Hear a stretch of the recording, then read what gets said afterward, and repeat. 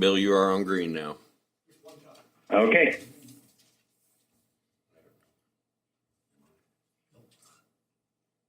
No, you are. Just one real quick tap.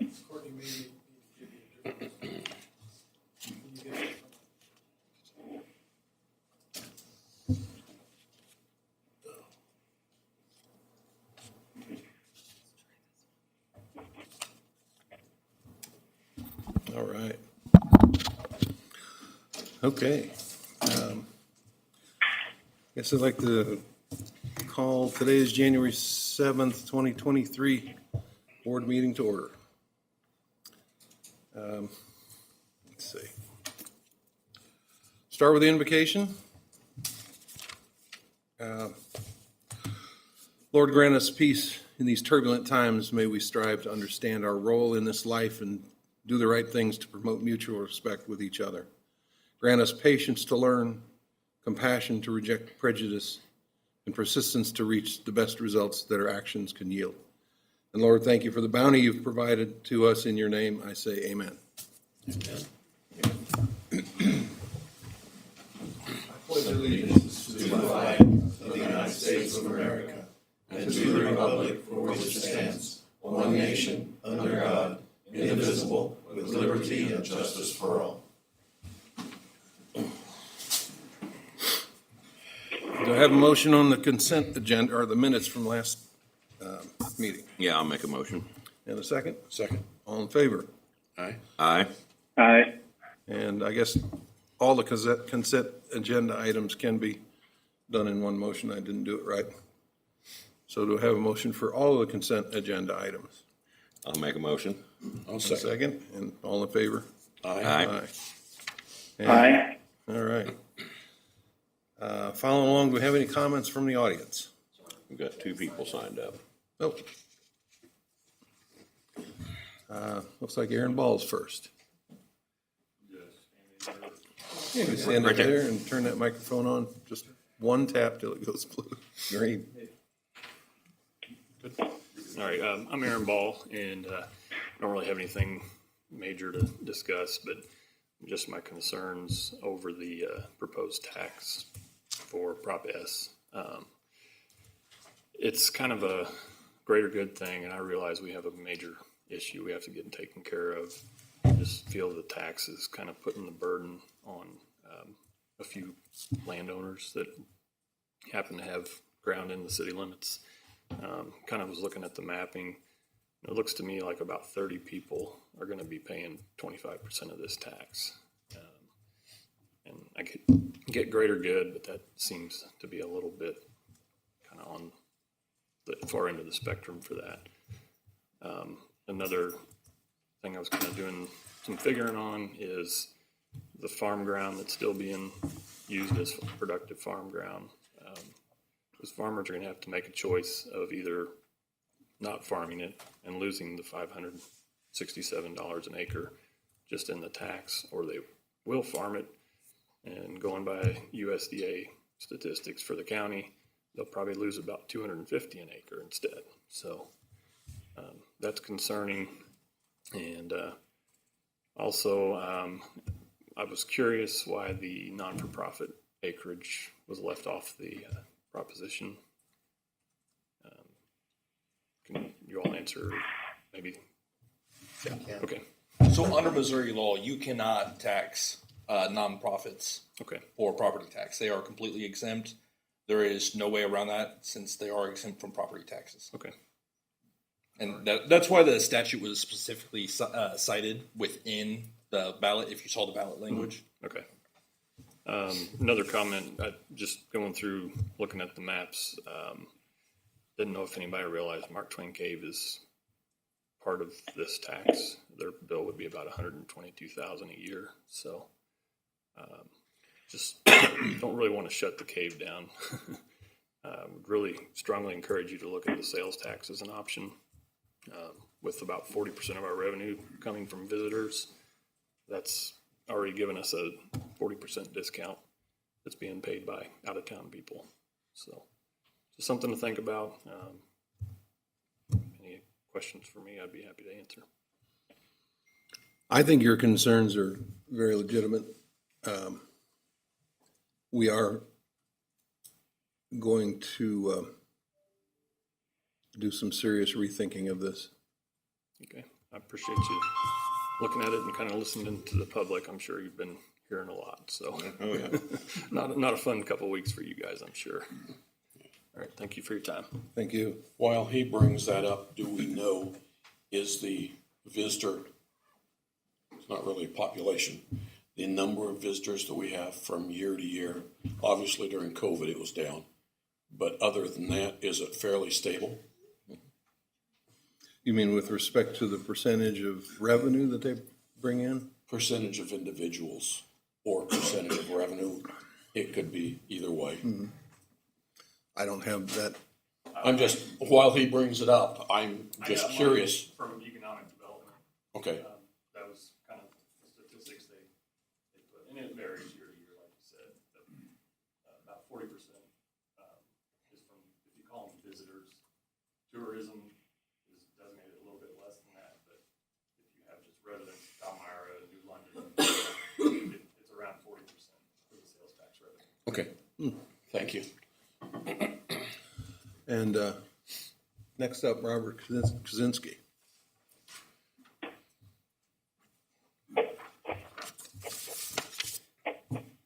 Thank you for the opportunity to speak this evening. I am familiar with this organization, but not from this side.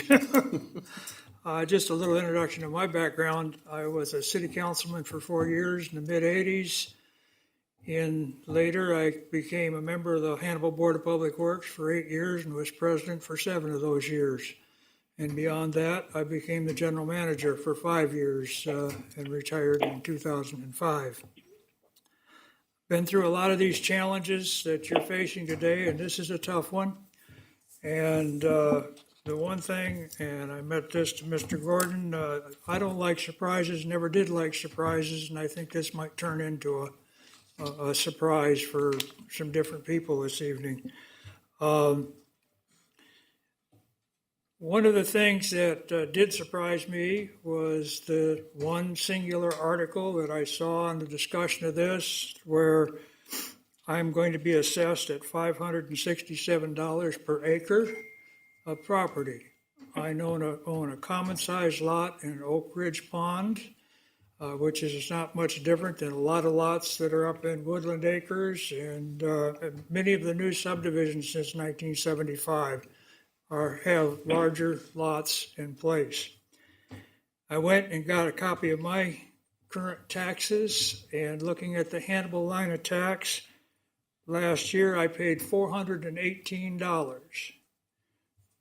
With my 1.2 acres lot, which over half of it is wood lot, my new assessment will increase $680 to a total of $1,298. That's from $400, or 163% increase on my personal taxes within the city. We talk about the letter that we sent to the council, or you sent to the council, about fair and equitable. I really don't believe that's fair.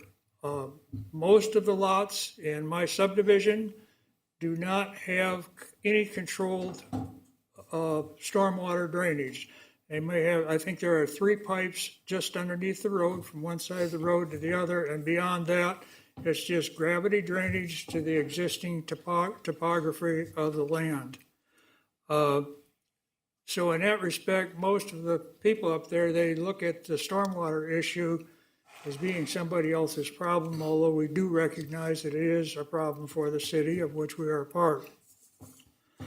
In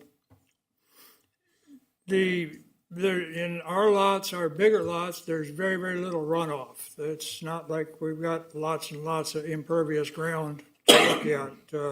And that's a situation that needs to be affected. These calculations of the $567 are going to affect a ton of residential people. Many, many people are going to be affected by that. And when they see some additional articles on it and recognize that their property is coming under this same situation I think the surprise is going to raise. I was disappointed to first see this just in an article in the newspaper.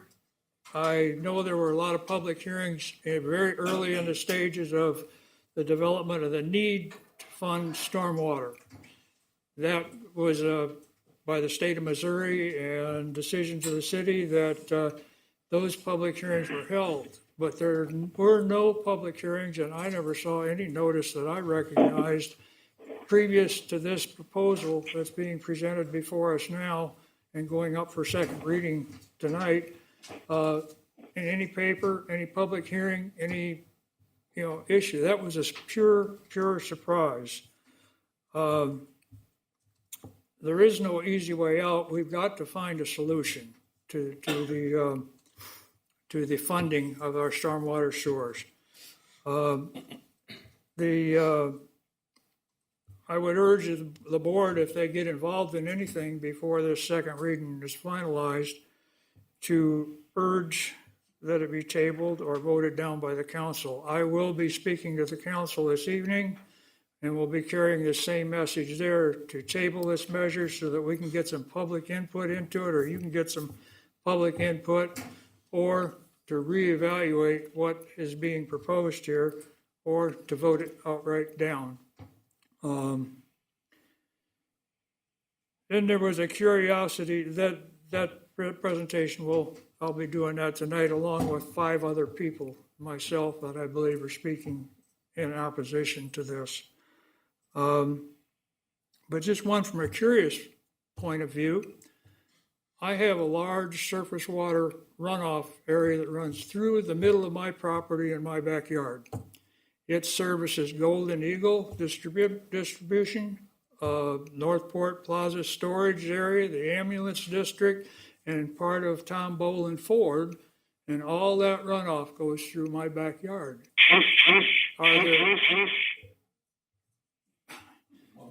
Are there any considerations being given as to the surface stormwater runoffs and the erosion that is causing throughout the city? My subdivision is the same as El Rancho, Woodland Acres. Those are all stormwaters that are following the natural contour of the land, with the exception of a road crossing periodically to drain from one side to the other side of the road. I recognize the board has an extremely serious challenge in this, and to work it out. One additional thing that I looked at in the possibility of funding that I don't know whether the board ever considered or not is looking at a sales tax measure as opposed to the square footage of impervious or the acreage lot. There are communities out there that have funded this through sales tax, which address not only our whole population, but our visitors' population and other people that are spending money in town and using our infrastructure to move between the stores and downtown and wherever, and would strongly encourage that be considered. So with that, you have a serious challenge, whether it's square foot, whether it's acreage, or whether it might be considered for sales tax. With that concludes my comments. Thank you. Okay, thank you. Thank you, Bob.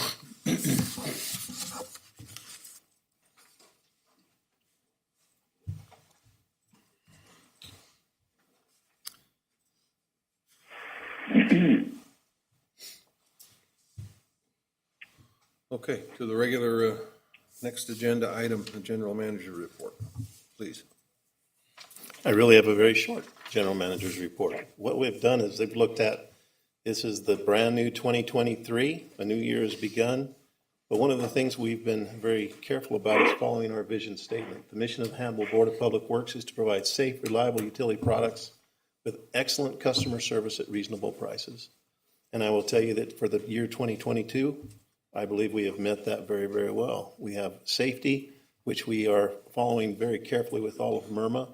MIRMA is our kind of our state insurance that covers those things, watches out for us. They also have some demands of us that we keep safety number one.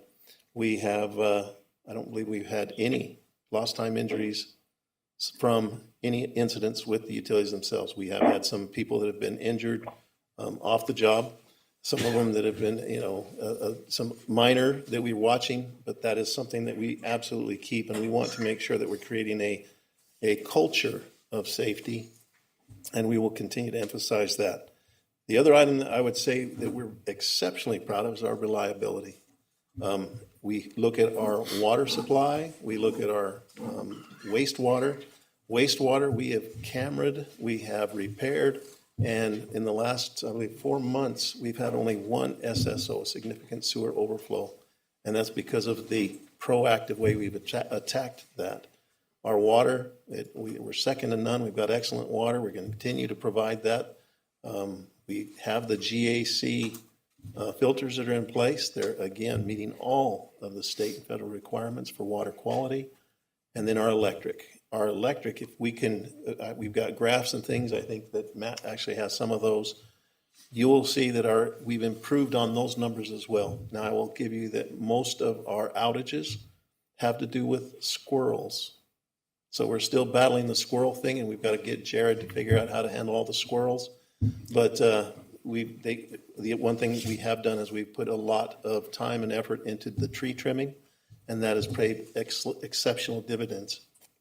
We've had some windstorms that have come through. That's usually if you have limbs that are in the easement, they're in the wrong place, they will come in. That's what causes outages and shorts.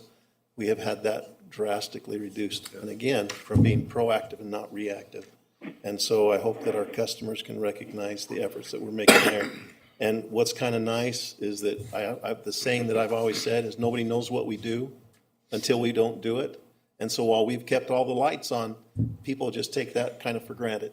And I want to make that a point that we have been doing good.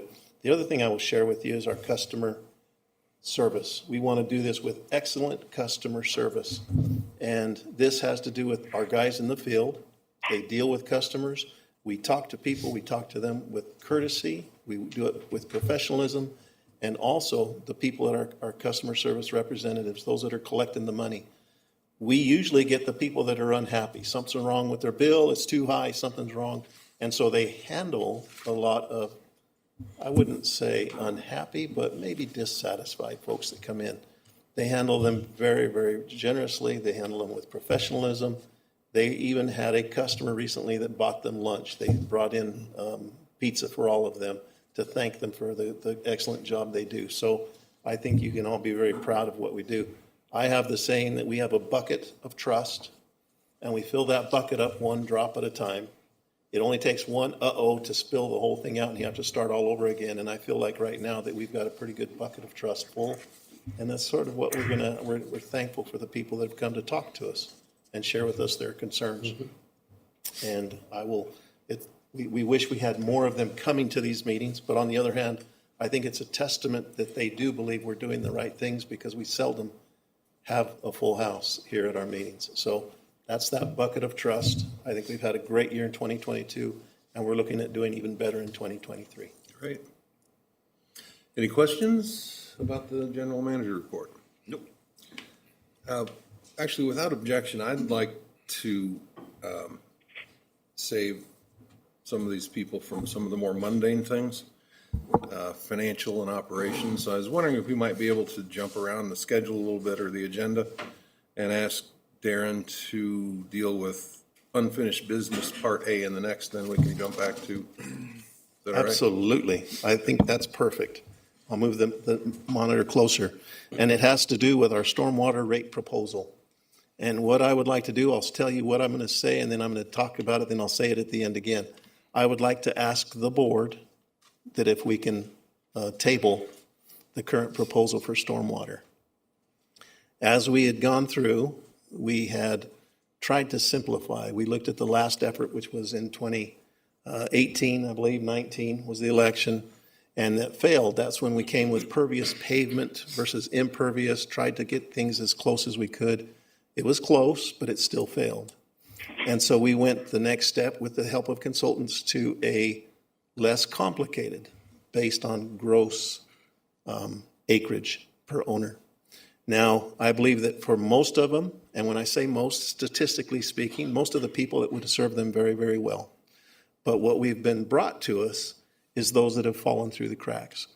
And it is far more complex than what we have brought before the people. And with that, we have what I call outliers. We have the folks that are developers. We have the folks that have agricultural properties. We have other things where it falls through the cracks, and that could be devastating. What Mr. Ball shared with us, the harm that could happen to them would be immense. And there's others. And that is not, I know that's not the intent of the board. It's not the intent of either one of you, any of you sitting here. And so simply I'll quit talking at that point and simply say, I would ask that you approve for me to go tonight to the city council and do the same thing, recommend to them that they do not do the second reading of this. What we do want to do is, just like Mr. Krasinski said, is we've got to have citizen input. And so what we'll do is we're going and planning on, again, with some assistance and direction. This is complex. We want to do it right, but we'll probably have the creation of a citizens committee. So we may ask some folks to be on that, but we need to represent both those of the small residential all the way up to the industrial and how that's going to work together, and let them kind of come up with the best mousetrap, how we're going to do this tax that's correct, and then to have that move forward. So there's a lot of ideas from sales tax to other. We'll have to have our representation from council there, because every time I think we've got a home run, council seems to say, well, you can't do that, you can't do that, can't do that. Well, you can't do that. And so the complexity of it is immense. We need the help and input from the citizenry so they recognize this isn't just a quick and easy fix. This is a very significant thing. We're going to have monies in order to run a stormwater. I simply ask you that we table this at this time and move forward to a later date for election. We'll have to have some discussions. Again, perhaps that's with the citizens group, perhaps help from city council. We need many, many hands in this pie for a little bit so that we can do the right thing. So that is my recommendation, is that we table the current stormwater proposal. Do we need a motion? Question? Yes. Yeah, you've got a motion. Does somebody have a motion? I was getting ready to make it, Bill. Go ahead, and then I'll do this under discussion. Okay. I'll make a motion to And I- table the stormwater plan. Okay, any discussion? The discussion really is to the motion to table. Robert's rules indicates that you table to a specific date.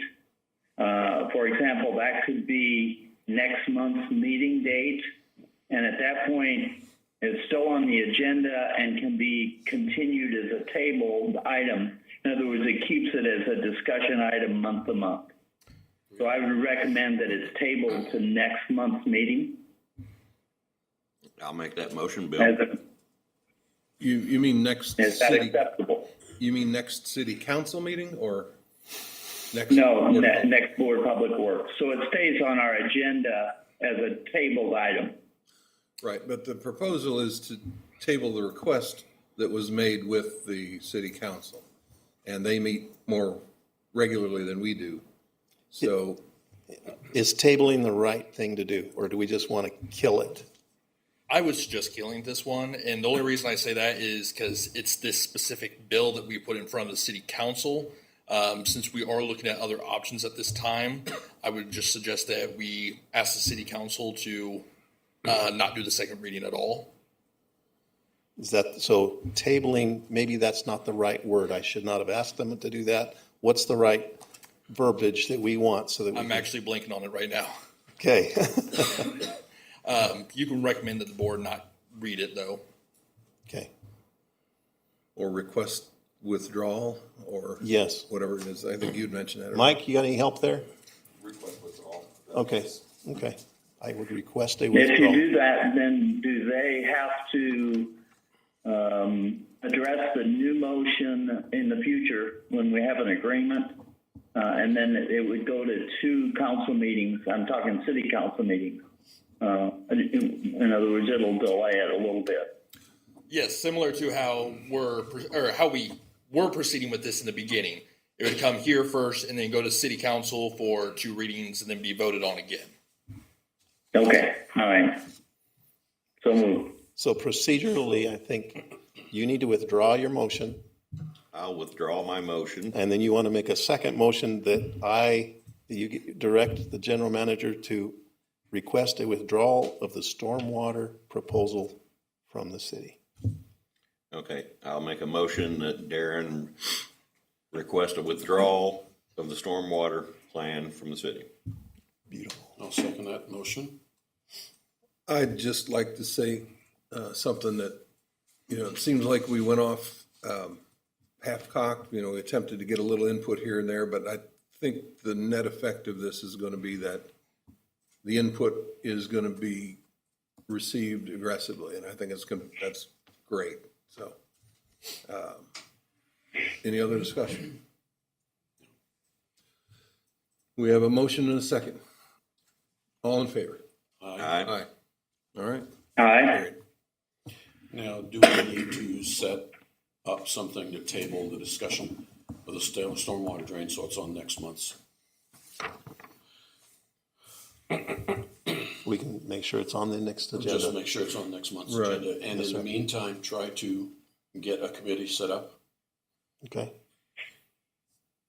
And I would recommend that we have somebody not only legal citizens, but include in that citizens group economic development.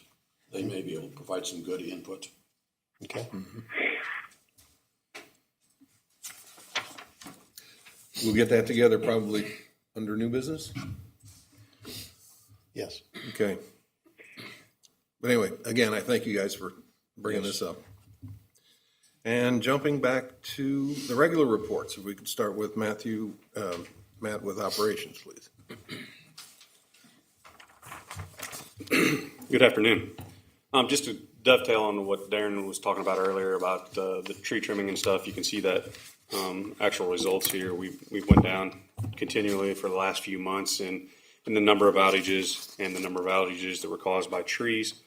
We're continuing to have a high level of availability, and we're continuing to decrease the number of outage minutes that we have. So when we do have a problem, we're able to get out there and respond and get that power restored in a timely fashion.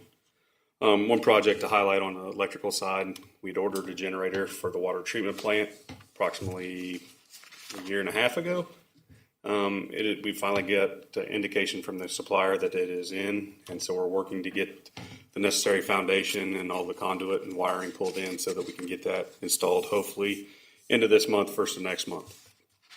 On the water side of things, we did see a water usage decline this past month.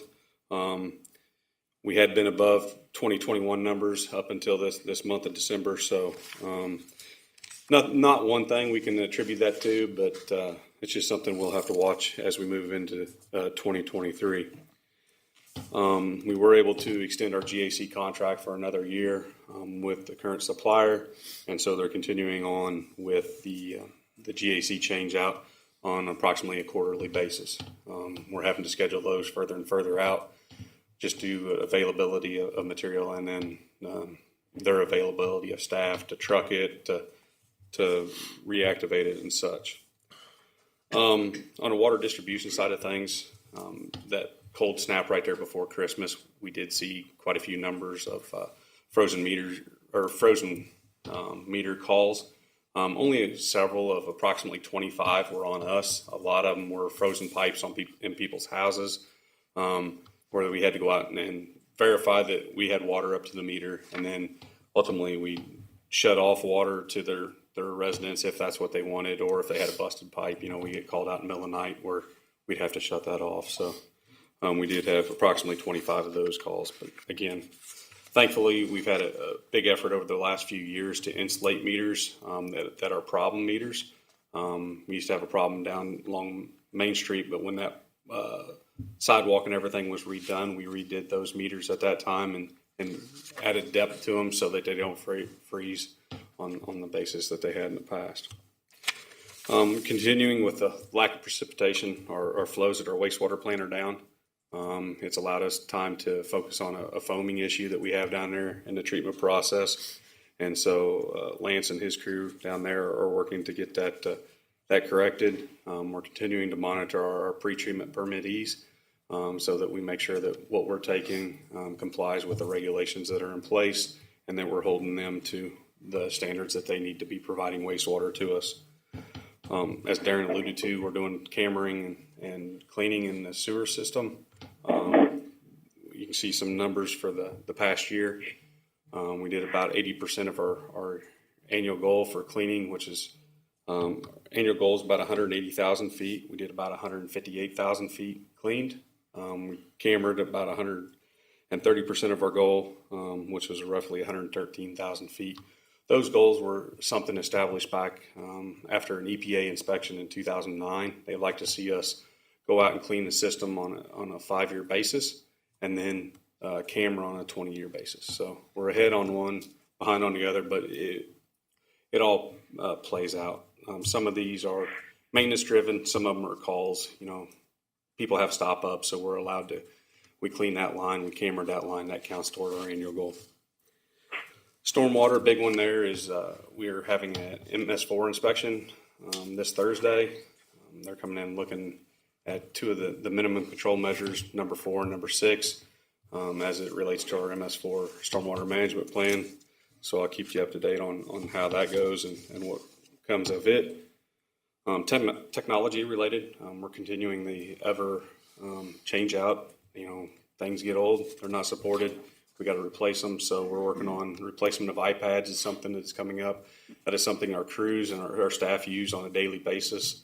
They house our work order system, the ability for our crews to get, receive, and complete work orders in the field. It also houses our map, so crews are always seeing, what they're working on or where something is located. We're also updating our computers right now. Matthew Jones is focusing on our desktop computers that met the end of life as we're changing out our meters. Right now, we've kind of hit the end of our inventory that we have on meters available for our electric and also our registers for the water side of things. We've had some stuff on order for approximately 17 months and still are hopefully be able to get that in March. Then we'll be able to continue and hopefully close that project out. And then we just continue to work with our service department up front and answering people's questions and calls and concerns. And so that's all I have for the operations report, unless there's any specific questions. Questions? Bill? I'm fine. No questions? No question. I'm going to simply emphasize what Matt said on the MS4. We do have that review that's coming. We are anticipating a poor report. So it's not because we haven't done anything. It's because we haven't done anything because we don't have any money to do anything. So I just put that out there. Just recognize we're probably not going to get an A or an A+. And so that's why we need the stormwater monies, etc. So that's all I have to add. Okay. Matt, if you could go on to the next project report, please. The big project that I want to talk about is the North Street Storm Sewer. That is a project that's been ongoing since, I believe, 2019 as well.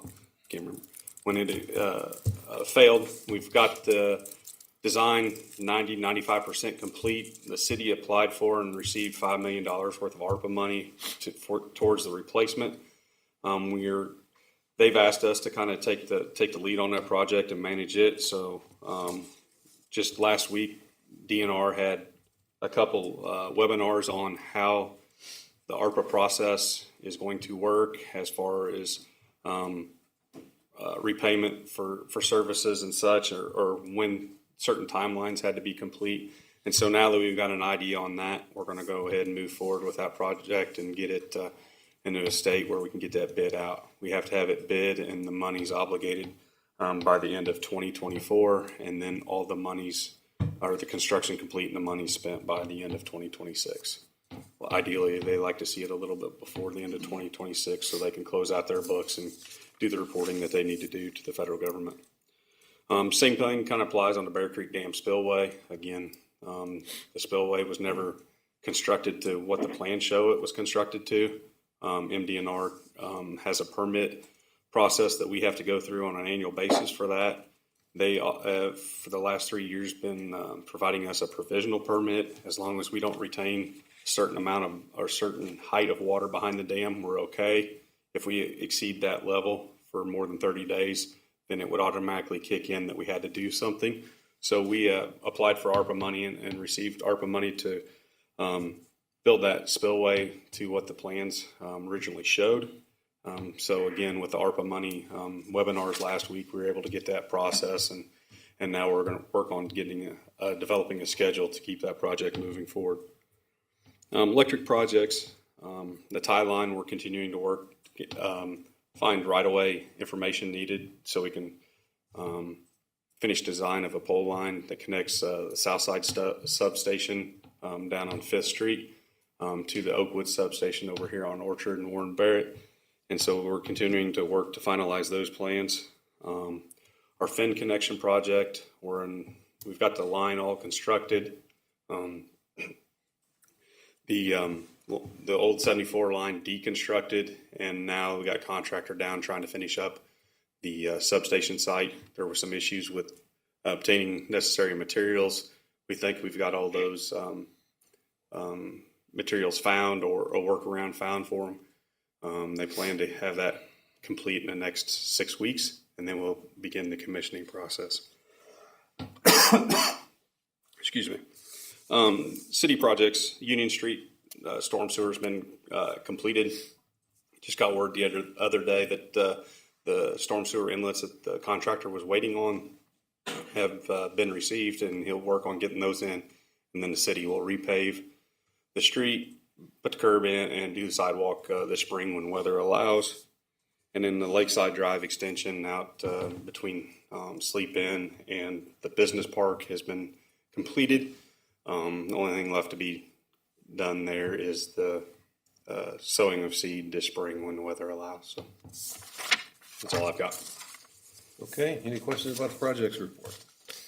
On the North Street storm sewer, you said we could start accepting bids for too much longer. Do we anticipate any local companies bidding on it? They have the capability, or is that going to be companies from St. Louis, wherever? We've had local people bid. I mean, I would anticipate Bly bidding on it. I mean, Okay. They were interested in the Union Street project as well. So we've had several contractors express interest in it. So. Okay. Okay. Big one with that is going to be the getting roads open, people access to properties, Sure. because it's not going to be a 2-day project. Right. So. All right. Matt, thank you very much. Thank you. And Paul, you're up. Financial.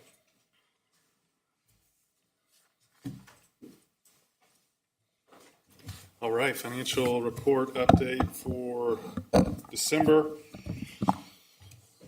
So compared to November, we had about a $725,000 increase utility-wide in unrestricted cash. A lot of that's based on when we request reimbursement on the proceeds that we got for our lease issuance for the 161 project. We did make a big request and got that in during December on that. Coinciding with that, we had a significant increase in fixed assets. As work is done, all of that's going into construction in progress, and then we'll take all of that and capitalize it as a single asset when the project's completed. So we did have a big increase there. Also on the balance sheet, we had a significant decrease in long-term debt. Two of our payments in the water fund on those revenue bonds were due in May and December, and so we had the decrease there. Really, there wasn't anything else significant on the balance sheet. Income statement, the month of December compared to budget, we had a much better month financially. Utility-wide net income was about $418,000 more than what we had budgeted for December. Primarily, this was due to the electric fund, which ended the month about $282,000 more than budgeted. Which makes up, or almost makes up, for the significant loss that was recognized in November, if you recall. We did have that cold snap that Matt briefly touched on, in which we saw the price of our purchase power jump all the way up to about $275 a megawatt hour. That was the highest that we'd seen since June of this year, where we had prices that peaked over $400 a megawatt hour. So we did have purchase power costs that were about $114,000 over budget for the month. Luckily, or fortunately, I should say, Prairie State was fully back up and running. So we recognized about $760,000 in purchase power credits, thanks to that plant being back up and running for the month. Water and sewer funds both had budgeted net losses for the month, but we managed to come out with small gains in each of those funds. Primarily, that was due to lower operating expenses in those funds. So compared to last year, utility-wide net income was about $187,000 less this year. Primarily, again, that's going to be due to the higher purchase power that we've been seeing pretty much all year this year. On a positive note, we did see kilowatt hour sales that were up about 5% from the same month a year ago. Obviously, that was likely due to the weather and the much colder December that we had. Okay, so we're now halfway through our fiscal year, and with that much better month in the electric fund, we're now about $36,000 more than budgeted utility-wide in terms of net income. We do still have the electric fund a little bit behind budget due to those higher purchase power costs that I mentioned, but both the water and sewer funds are slightly ahead of budget due to higher than budgeted revenues. So year to date, thus far compared to last year, we're about sitting at about $374,000 this year compared to about $1.5 million last year. Revenues utility-wide are up about 3%, but those purchase power costs, again, are now about 30% more than they were at this time last year, which is offsetting the higher revenues. So we did need a rebound in the electric fund in December, and we did see that, which was good. We're still looking at some various hedge options in our purchase power just because of all the volatility that we've been seeing. We're doing our best to mitigate our exposure to the market, especially in the summer and winter months like we've talked about. However, on the flip side, we've had some nice consistency in the water fund despite all the increases that we've seen in chemical and other operating costs. So if we'll jump down now to page 21, I believe, we'll look at our debt service coverage ratios and those debt covenants that we have. With the month that we had in the electric fund, we're now seeing a debt service coverage ratio of 1.29. So we are hovering right around that 1.25 requirement. So definitely we'll continue to keep an eye out on that. The water fund stayed pretty consistent at a 1.5, and sewer is still pretty healthy at a 4.6. And so we'll continue looking at that every month. Normal information in there as far as the check register and everything else goes. I think that's all I had, unless anybody has any questions on the financial report. Anybody have any questions? No. No question. All right, thank you, Paul. And after we hopscotched around the agenda a little bit, looks like you're next for unfinished business on the schedule of rate and fees. All right, I'll stay right here then. So early this month, we did have our new schedule of rates and fees take effect that reflected the increase in water rates. However, we talked briefly about it last month that we left an item off there that was for this new program that we were adding for any customers that did not want an AMI meter installed. Basically, the way that's going to look is an opt-out program in which they would sign a form stating that they don't want to have a new AMI meter installed. And then there would be fees or charges associated with that, as we would need to install a basic meter that would need to be manually read every month. And so we would charge a fee for that to go out and read that meter. So all those terms and conditions will be listed on our website for that program. We'll also have additional information on there about why we're upgrading to AMI meters. All that will be on our website once we get this approved. And what we've got here before you tonight is a red line draft of another new schedule of rates and fees that includes these charges for the opt-out program. Essentially, the cost to remove an electric meter would be $105, and the cost for a water meter would be $50, and then we'd have a $50 monthly reading fee associated with that as well to send somebody out to read those meters. So what this would look like is we would need to do another rate hearing in February or at next month's meeting, which would be February 21st. And then that would be followed by our normally scheduled board meeting that night. And then the rates after that would take effect March 9th of 2023, or those new charges, this new program essentially. So we'll need a proposal to go ahead and set that rate hearing tonight.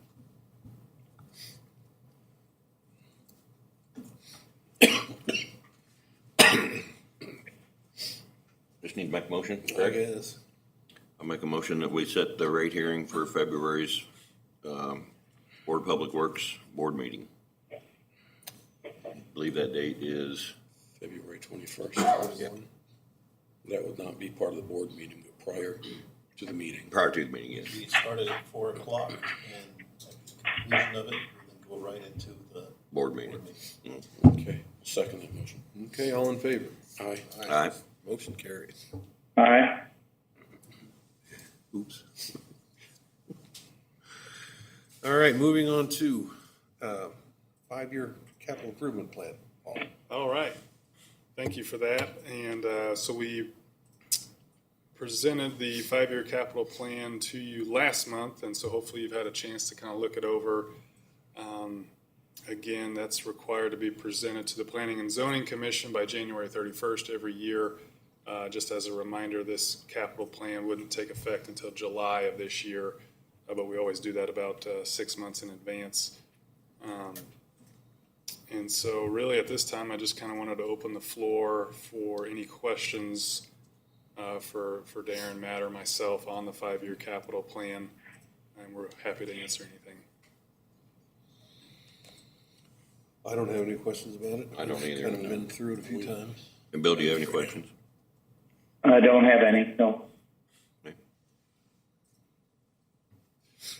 Perfect. Well, you guys are too easy. I think we'll just request then that the board go ahead and approve that 5-year capital plan as presented. Do I have a motion? Move that we accept it or accept as presented. And a The second? 5-year. Second? All in favor? Aye. Aye. That motion carries. Thank you, Paul. All right, thank you. Aye. Dang it. Did that again. All right, moving on to the next agenda item. Anybody have new business they'd like to bring up?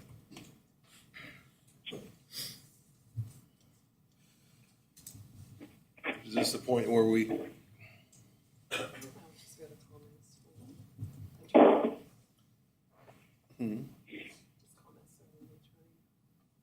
Right.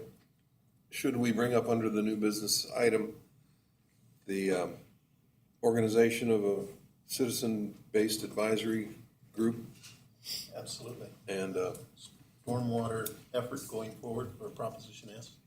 right?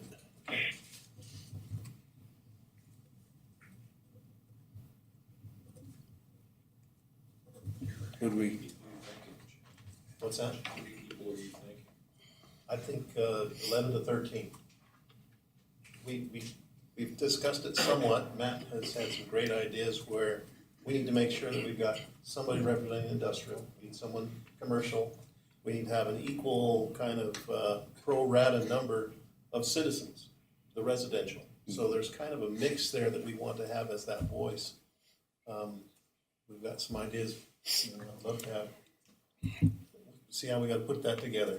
Maybe we have a stormwater citizens meeting that we hold, where they come and we throw a rope around them and keep them all there and make them sign up with blood that they're going to be a part of this committee. right? So the appropriate mix is what we're looking for. So it may sound easy, but it might be tougher than we think, just trying to get those people to serve. But we're looking at, I think 11 to 13 would be a pretty good number, maybe even 15. So, but we've got to have that mix that represents the community fully. And going from there. So how to organize it, who to set it up? Yeah, hopefully we'll have that to you in a report in February. Okay. And our stormwater, what our plan is going forward. And maybe we get some direction from you and or the city, some input as to when do we want to shoot for? What's a realistic target to look for the next ballot? Is that August would be the next election. Yeah, is it August? Is it November? Is it, what would be the right one to shoot for that we can make this happen? August. Time frame's too tight. Don't think so. I think time frame's too tight. So it'll be tough. I mean, we can shoot for that, but I think we need to have some, we will come to you with some steps that we need to take, how they've got to be followed, and then when we get that done, we'll put it on the ballot as quick as we can. We've got some individuals here. Are they interested in? That'd be a great question. Throw that rope now. I know who they Throw are. some of that rope right now, yes. There's some hands shaking, and yes. Thank you. And we need to, when we get on the Hannibal citizens, large property owners within the city, 100 acres within city limits is large. Yeah, ag owners. Ag owners, okay, either or, I mean, it's kind of the same. but we also need some from just the small property owners that have 0.2 of an acre or whatever. So we need to make sure we get a nice mix on that. Absolutely. And private retailers, I mean, obviously we're trying to hit as many groups as possible. Right. Yep. I'd like to see that come together as soon as possible. Yes. I think the August timeframe is doable, but it's going to take. We have to start moving. You have to have to the council, you have to have council approval in May to make the August ballot. In May? So it'd have Still. to be more frequent than monthly meetings. Still doable, tight, but And again, like you said earlier, while this has not been a great resounding success, perhaps we've stirred up enough people that we've got some interest that people will be willing to come in and serve for a few months on a committee to help it get done right. maybe the answer is a combination of things, not just a single, not just sales tax, not just basically property tax, but a combination of that or something else that we haven't seen yet. Absolutely. We'll get that in from the committee. Right.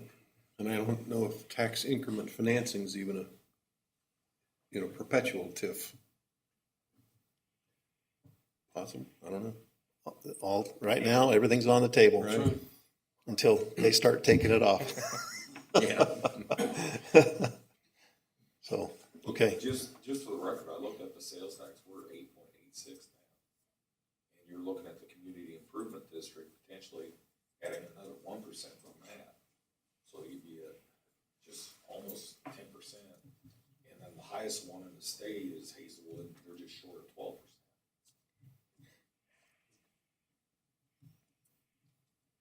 So I'm not saying nothing because we have our vice mayor sitting here answering this.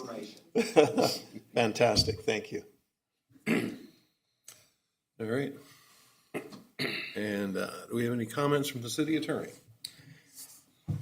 I'd just like to thank the individuals that did come today and gave their opinion on things. And I want you all to know that you all are heard and we're taking your all's feedback into consideration. Besides that, I have nothing. Okay. Open for any general discussion. Moving along.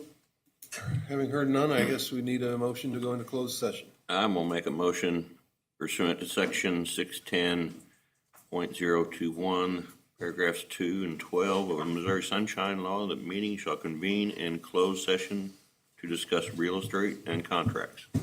Second. We have a second. Admitting board members Darren, Gordon, Matthew Muslinger, Paul Trenhill, Courtney Harris, and Ethan Matchett. Did I pronounce that right, Ethan? Yeah. Okay. Okay. Thank you very much. Thank you all. guys. Second. All in favor? Aye. All right. Aye. Okay.